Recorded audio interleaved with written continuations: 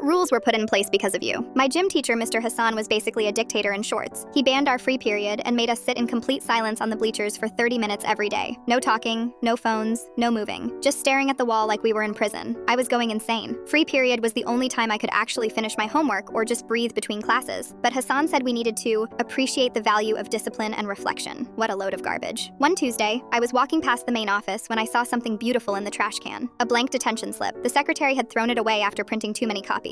I grabbed it when nobody was looking and stuffed it in my backpack. That night, I scanned it on my mom's printer and studied every detail. The font, the spacing, even the tiny school logo in the corner. It took me 3 tries to get it perfect, but finally, I had an exact copy. The next morning, I filled one out for myself. Maya Patterson, talking back to teacher, report to library for study hall. I signed it with a blue pen to match the other signatures I'd seen. When gym class started, I handed it to Hassan. He barely glanced at it before waving me away. Library's down the hall, he muttered. I spent the entire period in peaceful silence, actually getting my math homework done. It was heaven. The plan worked so perfectly that I did it again the next week. Then my friend Chloe noticed I kept disappearing during gym. How are you getting out of Hassan's torture chamber? She whispered during lunch. I showed her the detention slip template on my phone. Her eyes went wide. You're a genius. Make me one. Soon Chloe was joining me in the library. Then her boyfriend Jake wanted in. Then Jake's lab partner Emma. By the end of October, we had 6 kids using my fake detention slips. We called ourselves the Detention Club. We had a whole system worked out. Tuesdays were for homework catch-up. Thursdays we'd meet behind the art room to trade snacks and complain about teachers. Fridays were free choice. Library, computer lab, or bathroom break. I kept a list of believable detention reasons. Forgot homework, dress code violation, disrupting class. Nothing too serious that would get parents called. The beauty was that teachers barely looked at the slips. They just wanted us gone so they could deal with their real problems. Everything was perfect until November 15th. Mrs. Chen, the new math teacher, assigned Jake a real detention for cheating on a quiz. She told him to report to room 142 after school. Jake forgot he'd already given Hassan a fake slip that morning. So when real detention time came, he showed up to room 142 where Mrs. Chen was waiting. The room was already full. Me, Chloe, Emma, and 3 other kids were sitting there playing cards and sharing chips like it was a hangout session. Mrs. Chen's face went completely white. What are you all doing here? We froze. Jake's mouth hung open like a dead fish. Detention, Emma squeaked, waving her fake slip. All of you? For what? Mrs. Chen grabbed the papers from our hands. That's when she noticed something weird. Every single slip was signed in the exact same blue pen with identical handwriting. 20 minutes later, I was sitting in Principal Rodriguez's office trying not to cry. They'd figured out I was the mastermind pretty quickly. Maya, this is serious, Rodriguez said, holding up my collection of fake slips. Forgery, skipping class, organizing others to break rules. I could have thrown everyone under the bus, but these were my friends, and it was my stupid idea. They didn't know, I lied. I told them the slips were real. I made them all myself. Rodriguez stared at me for a long moment. Then he sighed. The next morning, there was an announcement over the intercom. Effective immediately, all detention slips must be printed directly from the main office computer system. Teachers will log each detention in the new digital database, and slips must be signed in red ink only. I got banned from the printer room for the rest of the year and had to do a presentation about academic honesty to all the 7th grade classes. It was humiliating.